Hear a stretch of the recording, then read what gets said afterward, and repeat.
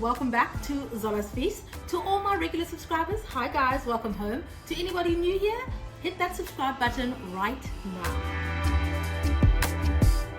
For today's recipe, we're taking things back to basics. So today I'm going to show you how to make my basic Bolognese sauce. It's a classic, it's so useful, you can use it in so many different ways. Right, let's cook. Start by heating olive oil in a pan, then add your ground beef. So I like to brown my meat first, just so I can get maximum color and flavor.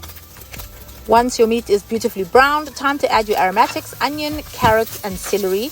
Give those a stir around, then season with a little bit of salt and pepper, then cover and leave to saute until softened.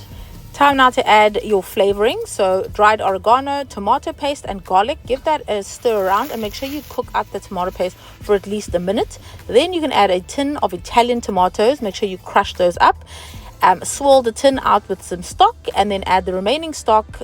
Cover and leave to simmer for at least an hour. While our Bolognese simmers away, let's discuss some of the versatile ways that you can use Bolognese.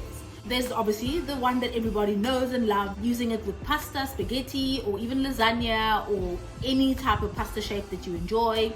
Of course, you could use it as a filling for sandwiches, use it as a base for soups, have it as just a stew alongside some rice, add a few spices to it, use it as a fat cook filling. I mean, the options are endless. That's why we love Bolognese. After an hour of simmering, your Bolognese should be tender and perfect. Season with salt and pepper to taste, and at this point, if you find it too acidic, you can add a pinch of sugar. Right, happy Bolognese making. Remember, it freezes really well, so make a big batch.